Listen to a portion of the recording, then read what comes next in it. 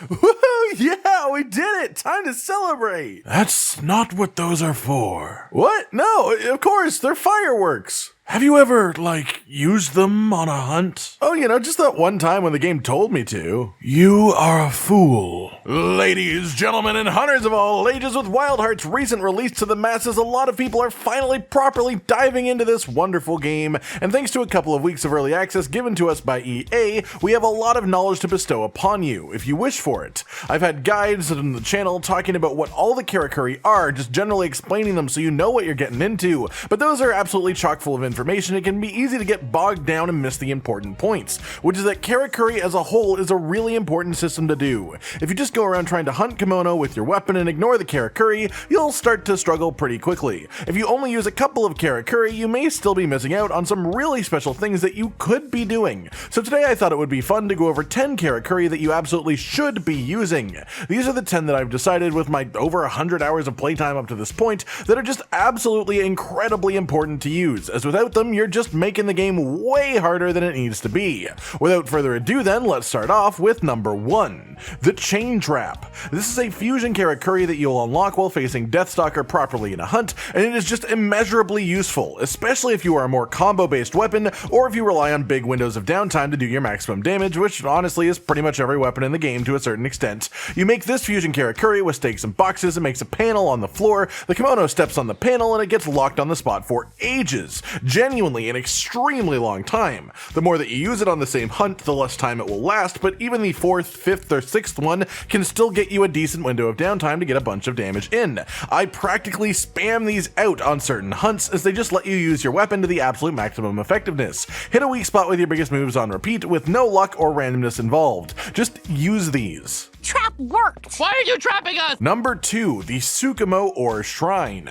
I've talked at length about these multiple times before, but there is really good reason for it. Put these on every single map, as many as you can afford to do. They are just so useful. The earlier you put them up, the more useful they'll be. In the mid to late game section of the game, you'll be upgrading your weapon a lot, and when you do so, every single upgrade will cost a bunch of ore, differing types of ore. If you are just passively collecting ore every time that you visit one of your maps, you may never have to actively go out searching for it in caves to manually mine it. Set these up, you won't regret it for even a moment. Number 3, fireworks. This pops up when you first fight Dreadclaw, the chicken Kemono, and it seems pretty good, right? You get a knockdown on him while he's flying. But while this is somewhat of a scripted moment, it's important to note here that this isn't just with Dreadclaw. I've seen people complain about fighting Fumebeak, for example, the Poison Crow, and I've had my issues with him myself, of course, at least until I realized that the fireworks work on a flying Kemono like this anytime they are in the air. If they go off while the Kemono is flying, it is a guaranteed knockdown. Guaranteed. Do you understand how good that is? For 6th thread, a measly 6th thread, you can get repeated knockdowns on a flying Kemono. You can keep it even from attacking you for the vast majority of the fight if you do this on repeat, and unlike the Chain Trap, these downs don't get shorter the more that you use them. You are straight up expected to use this against flying Kemono, and you're expected to use it a hell of a lot. Number 4, Healing Vaporizer. Okay, hear me out on this one, alright? Healing water will give you back somewhere up to half of your health bar in most cases. What if I told you that for 5 thread, you could have a full health bar's worth of healing and clear any ailments that you had? Yeah, it's genuinely that easy. This fusion Karakuri is criminally underused and underrated in my experience. Once you get the upgrades for it, it heals an insane amount per use, it leaves a heal over time effect on you, and here's the real kicker. If you use this in multiplayer, it affects everyone nearby on the hunt. So for 5 thread, you can heal literally everyone for essentially a full health bar with a lasting heal over time effect afterwards. And clear the ailments. If that sounds silly, it is. Please, use this fusion Karakuri, I beg of you. Number 5, Celestial Tsukumo Camp.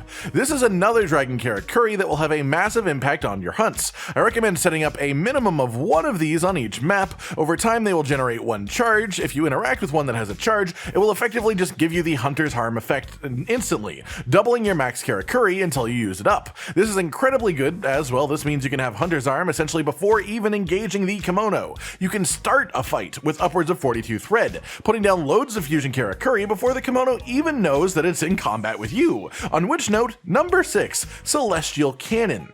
This one is unlocked pretty late in the game, but due to the basic Karakuri that construct it, the Celestial Anchor and the Torch, many people don't play around with it too much. That said, you probably should. In the footage that you're seeing here, you'll see me using it on a regular Sap Scourge. This of course has a varying effectiveness on all Kemono. They have different damage resistances, but generally it lines up with the player's damage to that Kemono too. A Celestial Cannon should generally do about as much as your strongest attack can. It costs 14 thread to make, which is absolutely a lot, no disagreement there, but the result is upwards of 2,000 damage on this Sap Scourge and also a pretty decent knockdown chance. This makes him essentially just die to 3 Celestial Cannon shots with no other real damage. Am I the only one who thinks that's crazy?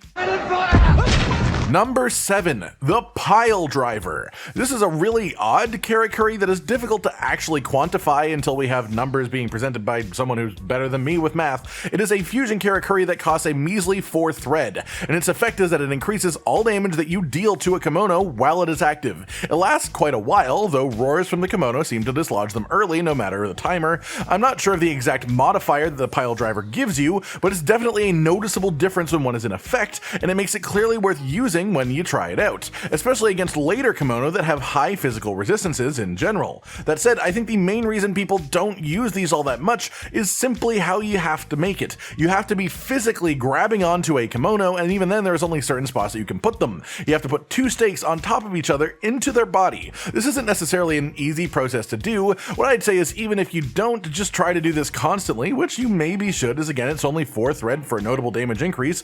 You should definitely be using it every time you go for a Hunter's Arm, as you're grabbing onto the Kemono anyways. Just slink over to the blue spot as you would normally, then stick in the Pile Driver and then Hunter's Arm to jump off. Then the Kemono is weakened and you have a bunch of thread to take advantage of the situation too. Number 8, the Smoker. This one is really for food processing as a whole. The concept at large is there are a bunch of Karakuri used as part of this process, but to put it simply, if you take the time to process your food before a hunt, your actual power on the hunt itself goes up by a ridiculous amount. For example, here is smoked dried sliced meat and smoked salted meat, both of which made using the Smoker and a combination of the other processing Karakuri. This costs 90 of your food space out of 100 available and has a combined effect of plus 26 maximum health, which is nearly a quarter of your health bar gained, plus 10% attack boost, which is exactly what it sounds like, and then plus 8 fire resilience just for fun. That still leaves you with 10 food space left as well. This combination provides the biggest bonus that I personally found. I mean, that is a ton of health boost, and 10% attack gain purely from eating is insane,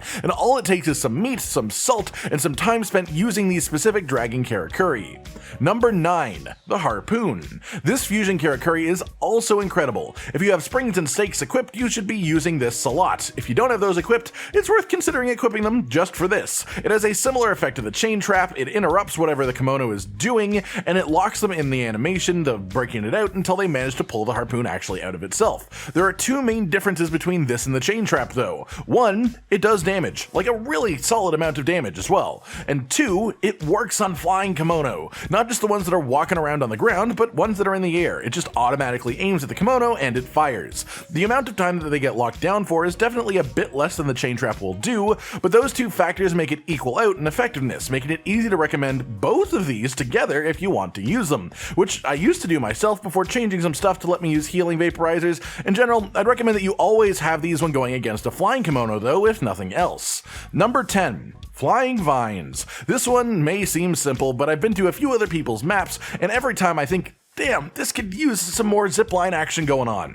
You get taught about these early on in the game, and then most people just sort of forget about them. They are one of only 2 Dragon Karakuri you will actually use on a map that cost the wood resource, and as you upgrade your dragon pits and get more wood resources to actually spend, one of your main priorities should probably be setting up flying vines all across your map. The amount of ground that you can cover in a short amount of time with these is silly, and having a proper network set up as soon as you can will just make your entire journey more efficient and enjoyable. Simple as that. And that's everything, folks. 10 different Karakuri that you absolutely should be using if you aren't. If you've been using these, then good job. They are super good and you're probably having a great time. Of course, there are more than just these that are useful, but these are the 10 specifically I think will have the most impact over the course of your hunting journey through the game. Feel free to comment any down below if there's any more Karakuri that you think people should be using. After all, again, there are plenty of good ones that didn't quite fit in here. Like if you liked the video, subscribe and hit the notification bell for more, and most importantly, importantly, ladies and gentlemen, until next time,